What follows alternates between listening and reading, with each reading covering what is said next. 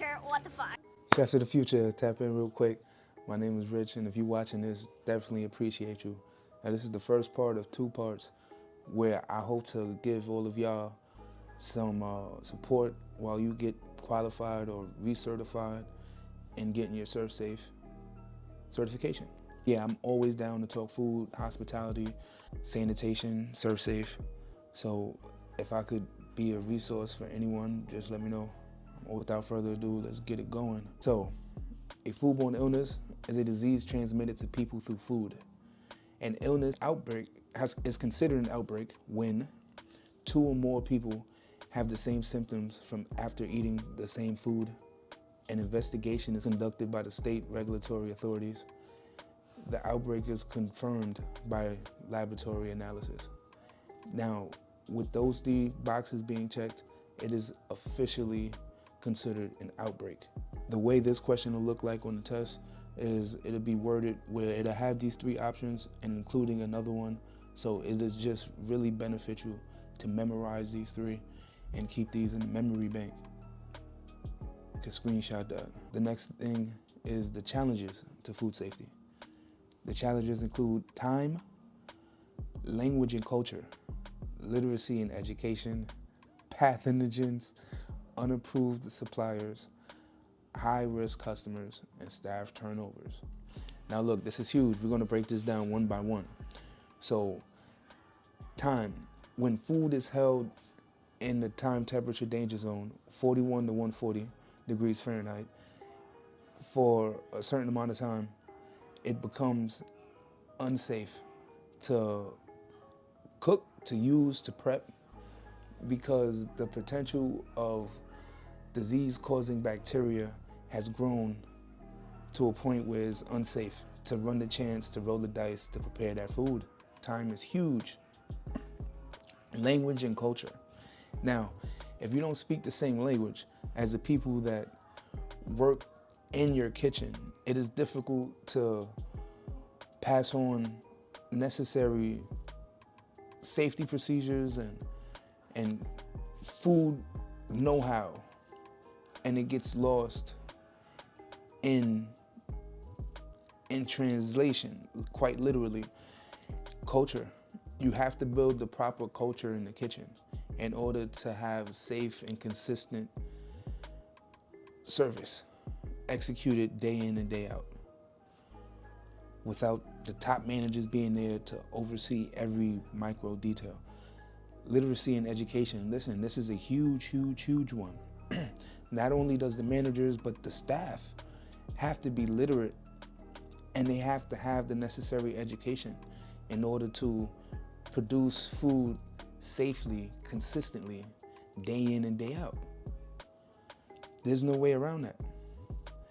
And as professionals, we should be investing into our literacy and education consistently.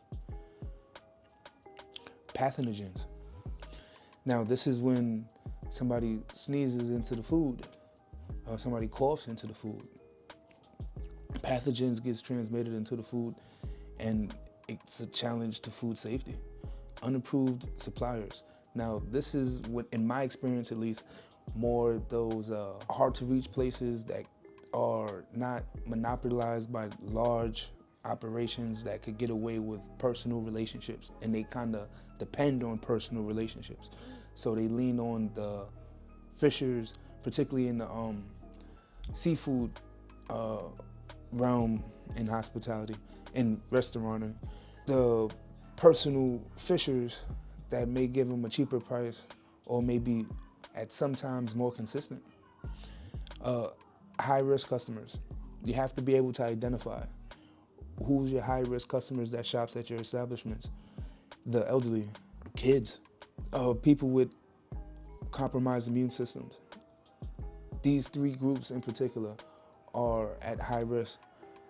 You have to make sure that you're safeguarding their experiences at all times as hospitality and food service professionals. Staff turnover. Look, you invest into the literacy and the education. You improve the safety culture. You improve the language barrier, if there is one, in your establishment. right? You increase the flow of information to the people that need to hear it.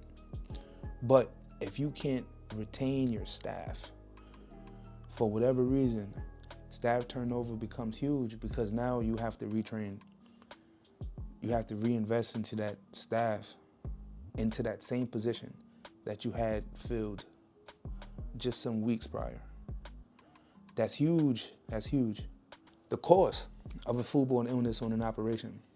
You have loss of customers and sales. You have the loss of reputation. You have the negative media exposure. And then you have the lowered staff morale. So with the lowered customers and sales, yeah, people don't want to go eat at places that they heard was dirty, places that they heard they may get sick, particularly in today's world where there's so much competition, there's so much option. Us as food service and hospitality professionals must be honored. Anytime a patron hops in their car, gets into our parking lot and chooses to park their car where we eat, where we serving our food, it's an honor because there's so many other places they could go eat. Yeah, that's a given. Loss of reputation. You have enough people turn away from your restaurant, your reputation will take a hit, and that's something that's very, very difficult to come back from. When people make up their mind, they tend to stick to it, particularly when it comes to financial decisions and where they're going to spend their money, where they feel like they could get value elsewhere. Negative media exposure. Look, it was on the news, I don't even remember when, the other day, where, I don't even remember where, rather, it was like a donut shop that shuttered, and it was closed a couple years for a week or two some years ago, but it recently opened and now it's closed permanently because when it closed first, the negative media exposure was just too much for it to overcome once it did open up. Now, let's say you do open up, right? And this is probably the most shameful aspect of it, the lowered staff morale. Now, this is gonna have the lasting imprint on the people that actually do decide to walk in the door. They're the face of your establishment, the staff. If they're not feeling it, no one that walks in your place is gonna feel it. The cost of a foodborne illness on an operation, lawsuits, legal fees. Look, you're gonna be paying in more ways than one. Not only in customers not paying you for food, but you paying your lawyer when your customers sue you for getting sick in your establishment. Staff missing work. Listen, this is huge. When restaurants are shuttered, they have to lay their staff off for a couple weeks. I don't know about you, but I don't know many hospitality and food service workers that could take a couple weeks off and pay and still be okay. So staff missing work, they tend to look for other places to work at. And these tend to be skilled individuals with a craft. They're not gonna stay unemployed for long. Then it comes full circle with the conversation of retaining staff members. And if your restaurant is, or your bakery or your hotel is shuttering for foodborne illness outbreaks every 5 years for 3 weeks at a time to get cleaned up and re-inspected, yeah, staff missing work could become a huge thing. And that's only one issue. Increased insurance premiums. Listen, when your insurance has to pay out to patrons that get sick in your establishment, that insurance exists for that reason, but those premiums are gonna go up for you. That in itself over time could cause a business to shutter. And now you have the staff retraining. Again, listen, coming full recircle. For whatever reason you lose your staff, you have to retrain. Or let's say you retain the same staff, you have to retrain them.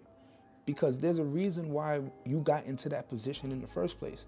Either the managers wasn't doing their job, or the staff members, the associates were ill-trained, ill-advised, uneducated, or a combination of those. How foodborne illness occurs. Unsafe food is a result of contamination. Now, there are 3 types of contamination, right? And you're gonna have to write this down, screenshot this. There's no way around this. You have to memorize it. Biological, chemical, and physical. Let's break this down even further. Biological contaminants is bacteria, viruses, parasites, or fungi. Whatever kind of biological contaminant that can possibly contaminate a food source during preparation or storage or receiving or cooking or holding is either going to be one of those 4. It's either going to be a bacteria, a virus, a parasite, or a fungi. You have to memorize that. And then in the next category, you have your chemical contaminants, right? These are your cleaners, your sanitizers, your polishes, and you see the picture right there. And that's a great picture, because look, what does it show? Excuse me. It shows one of my pet peeves as a professional, which is spraying directly onto surfaces. If you're not spraying into the cloth itself, you run the risk of it getting into your food and it spreading, it getting aerosoled into the air and spreading someplace else that you wouldn't even think the spray, the chemicals can carry or fly that far. But it does, it can, and it do. So, and this also shows either the lack of the managers flowing the proper information down to the associates, or the associates not knowing or caring, what have you, because this not only shows that, but it shows the mindset of the person here, right? It's kind of crazy. Physical contaminants. This is your metal shavings. Now think about your Teflon pans. You use them with the wrong kind of utensils. You scrape through that Teflon and then you expose that metal. And every time you hit that metal shaves, right? That's the metal shavings, that's the staples, that's the bandages, glass, dirt, and the natural objects, the fish bones, the fillets. If you miss a bone during production of the meat, it happens, right? That's a physical contaminant. That's a physical hazard. Now, how food becomes unsafe, right? You have 5 predominant risk factors for foodborne illness. 1 is purchasing food from unsafe sources. 2 is failing to cook food correctly. 3 is holding food at incorrect temperatures. 4 is using contaminated equipment. And 5 is practicing poor personal hygiene. For purchasing food from unsafe sources, we touched on this earlier. So establishments that exist in locations that aren't usually monopolized more or less lay down the framework for making sure that they get approved sources for dairy and eggs and poultry, beef, things of that nature, and dry goods. They usually come vetted when you're working with the larger establishments. And the personal mom and pop freestanding restaurants, they tend to rely and need to rely on more freestanding suppliers. And particularly in seafood restaurants. Failing to cook food, holding food at incorrect temperatures. You may think that it's just your thermometer that's messed up, that the reason why you're getting dinged, but it could be a fridge that went out, a plug that's unplugged, right? That's why it's important to alert a manager, to alert the chef about what's going on there. Using contaminated equipment speaks for itself. That's, you're mixing meat with that one spoon, then you go to the next one. You go to like a salad now with that same spoon. That's a contaminated equipment. And now that salad is contaminated. Practicing poor personal hygiene. The biggest offender I see to that is hand care. Long fingernails, usually, fake fingernails, fingernail polish, even colored fingernail polish. And again, look, we have one of them infamous ads I do apologize for. But as we move on. So how does food become unsafe? So again, we have the time temperature abuse. We have cross-contamination, poor personal hygiene, and poor cleaning and sanitation. With the time temperature abuse, that's food staying in the temperature danger zone for too long. Cross-contamination, that's a pretty effective picture where you have somebody that looks like they cut themselves and that food that was never going to get cooked, therefore the likelihood of harmful causing bacteria contaminating the food and it not being cooked off is zero, so this food has to go. Poor personal hygiene, you touching the wound, you touching your nose, you sneezing, and you going to prepare food, not wearing gloves, all that. Poor cleaning and sanitizing.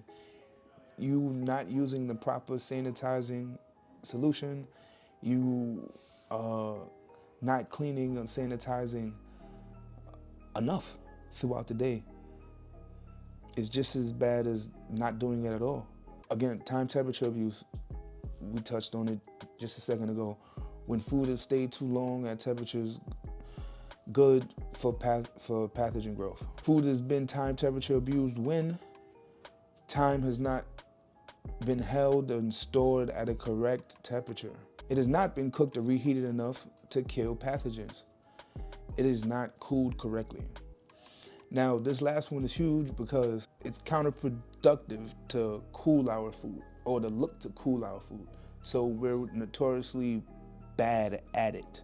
It's important for us as food service professionals to, let's say we're cooking big batches of soup, break them down into smaller batches and get them cooled down quickly in a sufficient amount of time to minimize risks of potential harmful pathogen growth. Cross-contamination. This is when pathogens are transferred from one surface or food to another. Again, when you cut yourself and you bleed on stuff. When you have a dirty rag on the counter and that dirt is transferred from that cloth, that dirty rag, to that cutting board. Now it's cross-contaminated. Cross-contamination can cause foodborne illness when contaminated ingredients are added to food that receives no further cooking. Again, we touched on this earlier. This is a perfect example. Ready-to-eat food touches contaminated surfaces. This is when you have food like, let's say, raw carrots that was gonna go into some kind of potato salad. That's ready-to-eat food, and when it touches that cutting board that you have that dirty rag on, that food is now cross-contaminated. Contaminated food touches or drips fluids into cooked or ready-to-eat food. Look, this is something that can happen at any stage during production, but I find mostly guilty during storage. Refrigeration storage, hot box storage. This is usually the culprit right here, this third dot. Number 4, a food handler touches contaminated food and then touches ready-to-eat food. This is when you go and you're preparing, let's say, a meat and cheese board, and then you go to prepare that salad with the same gloves. That food is now cross-contaminated. And back to the cloths, wiping cloths, touch contact surfaces. When you take that rag that you've been using all day and you leave it on the cutting board, that cutting board is now contaminated, at least by the definition.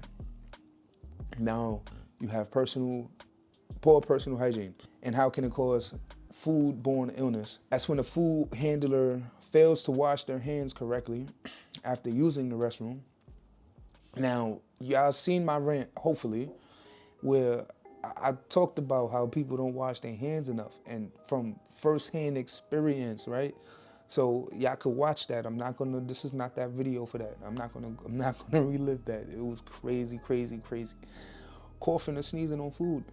That's self-explanatory. Some people don't even know how to cough in a professional food service establishment or know how to sneeze in a professional kitchen, in a commercial kitchen. There is a way. Touch or scratch wounds and then touch food. Look, like this guy's doing right here. Hopefully you can see the picture and not see me. Work while sick. Look, if you are sick, you have an obligation to notify your supervisors, your managers, and request a day off. And they should give you the day off, particularly in this world, post-pandemic. Poor cleaning and sanitizing. can spread pathogens and equipment to food when equipment and utensils are not washed, rinsed, and sanitized between uses. Now look, being able to identify the proper cleaning and sanitizing 3-stage step is huge. First and foremost, wash, rinse, sanitize.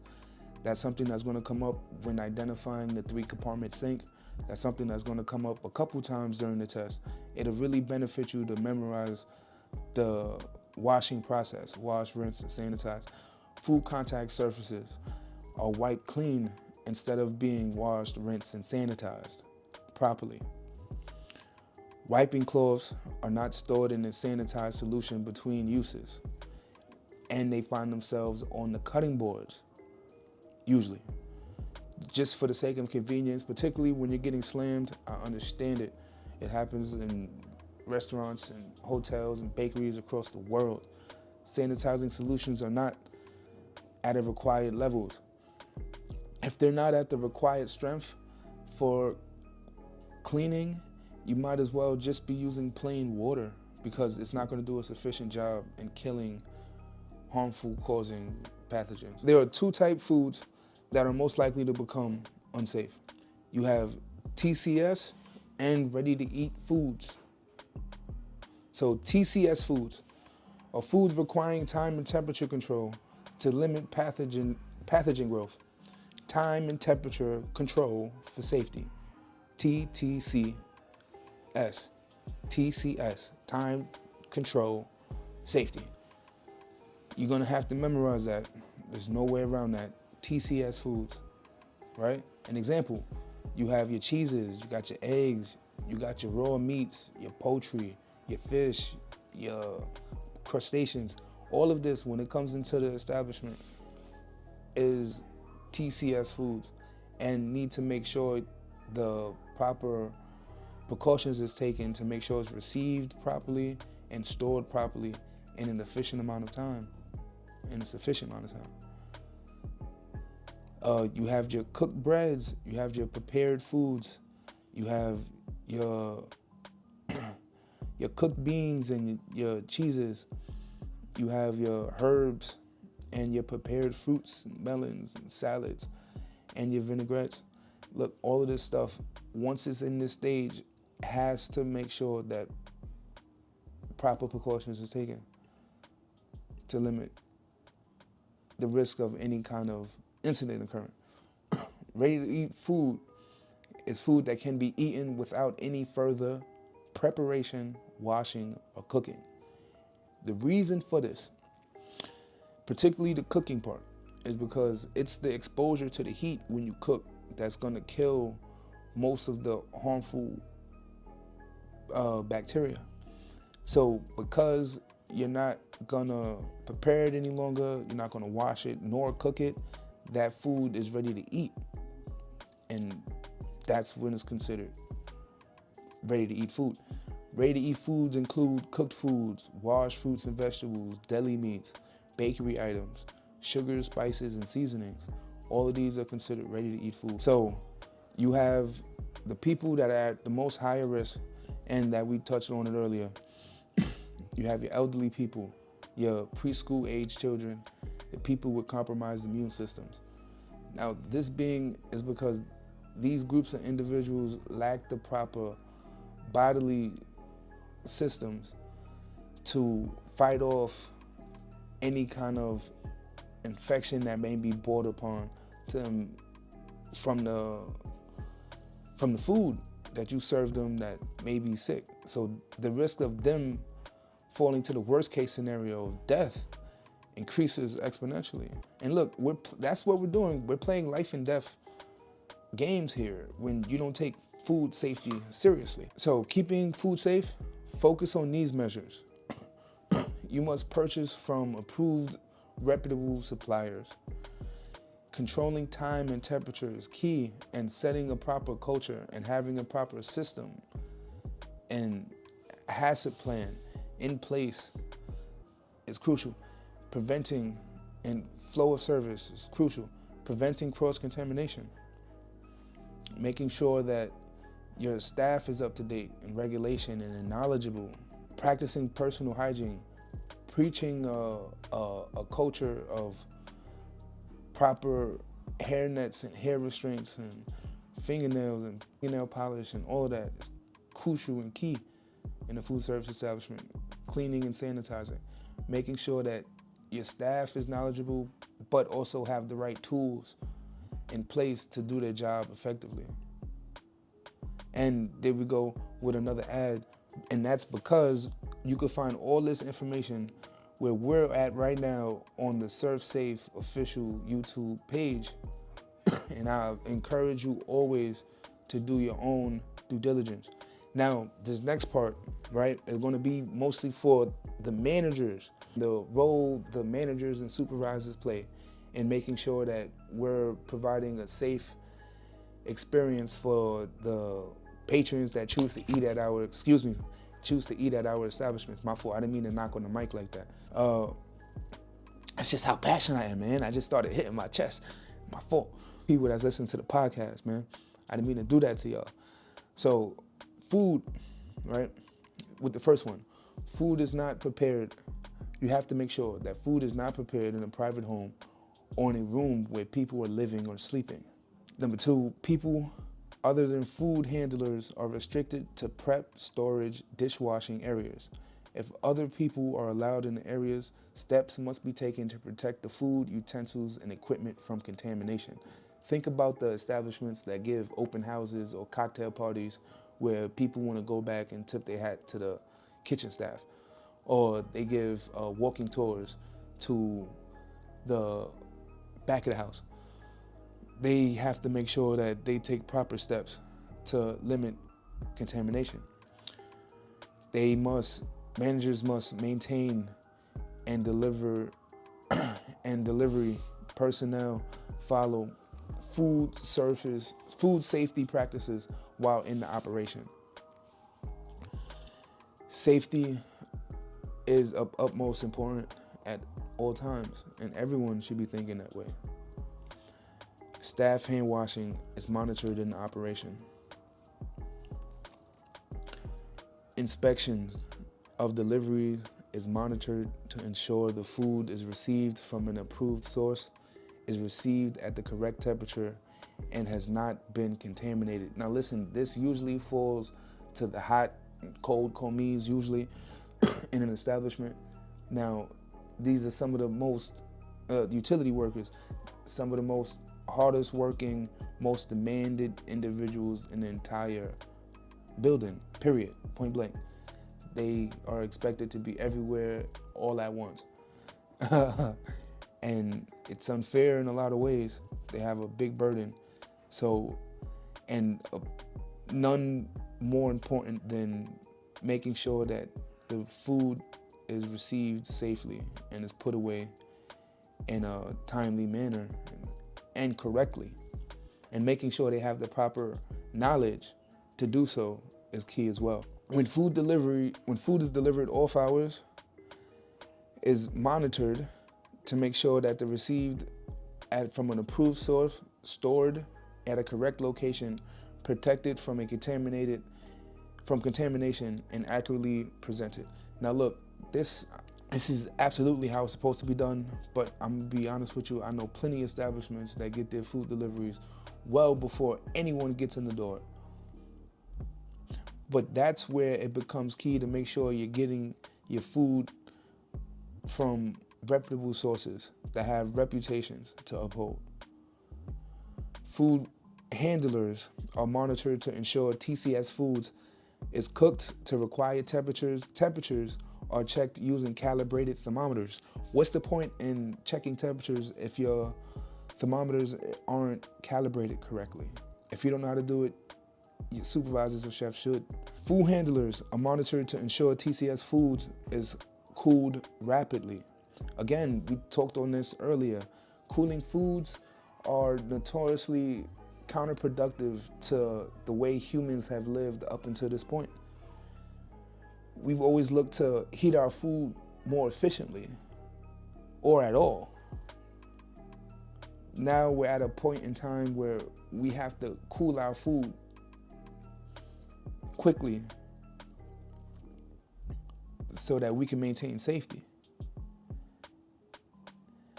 Customers, advisories are posted notifying guests of the risk of ordering raw or potentially cooked foods. Again, potentially something that is relegated to like seafood, food that's not, even places that cook a lot of steaks to temperatures. Cleaning and sanitizing procedures are monitored to ensure that sanitizing solutions are at the correct temperatures and concentrations and remained in contact with items for the correct amount of time. Again, we talked about this earlier. What's the point of sanitizing if your sanitation solution is not at its right concentration? And that the staff knows how to sanitize properly in order to sanitize it at all. So knowledge is key, and that's a conversation coming full circle. The food safety responsibilities of a manager. Guests are notified that they must use clean tableware when returning to self-serve areas. Staff for handling ready-to-eat foods and utensils or single-use gloves. With utensils or single-use gloves. Staff are trained in food safety, including allergy awareness. Staff, including contractuals, are reporting illnesses and symptoms of illnesses that can be transmitted through food. Food safety procedures are written down, implemented, and maintained where required by regulatory authority. Now that's key. That's a large portion on the manager's job, making sure that all of these boxes is checked. Marketing food safety efforts will show staff and guests that you take food safety seriously. Offering training courses and evaluating and updating them as needed. Now, a lot of establishments, let's keep it honest, first people's jobs statistically are in the food service industry, and the first, usually around 16, 17 years old, the pimple-faced teenagers. The likelihood of them the establishment investing into offering them training courses and, implying that they're, at some part help pay for their tuition to go to school for hospitality, right? If they agreed to sign on with them after they graduated, who knows? Discussing food safety expectations. Document food handling procedures and update them as needed. Awarding certificates for training and small rewards for good safety records. All right. Setting an example by following all food safety rules yourself. Now that's key, man. Living by example, right? Be the example that you want to set. Training and monitoring. Train staff to follow food safety procedures. Provide initial and ongoing training. Provide all staff with general food safety knowledge. Provide job-specific food safety training. Retrain staff regularly. Document the dang training. So this is what I want to hone in on right quick. Providing job-specific training and food safety training. So your porters, right? Your cold commies, they need to know job-specific food safety fundamentals to execute their job on their day-to-day that the grill cook doesn't. But the grill cook needs to know job-specific food safety procedures that the cold commies doesn't.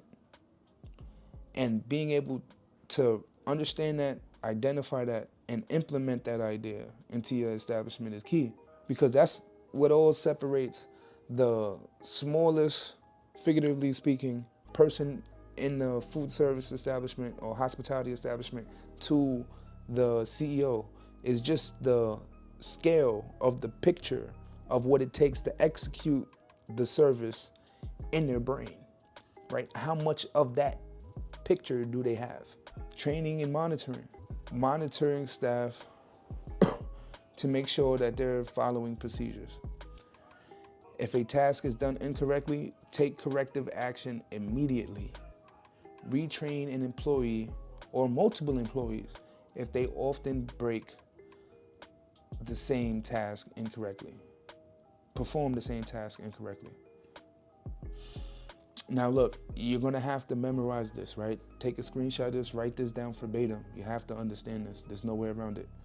The Food and Drug Administration, the FDA, this is the organization that inspects all food except meat, poultry, and eggs. The agency also regulates food transports across state lines, issues the FDA food code, that's key, which provides recommendations for food safety regulations. The U.S. Department of Agriculture, USDA, regulates and inspects meat, poultry, eggs, and regulates food that crosses state boundaries or involves more than one state.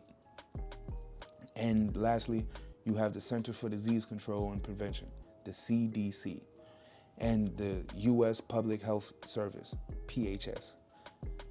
They're the agencies that are responsible for conducting research into causes of foodborne illness outbreaks.